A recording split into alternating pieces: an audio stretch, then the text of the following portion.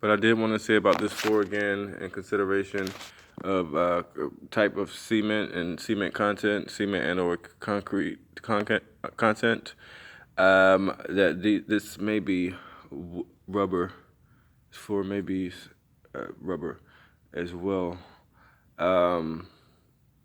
So it's basically apparently brought in panels, maybe pre-finished concrete, and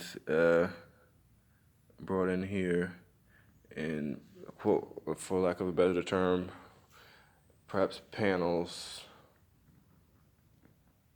It's pre-finished concrete versus it's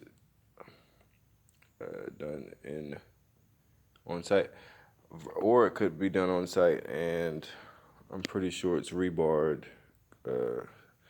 still reinforced rebarred concrete. That's another thing I wanted to look at on the site.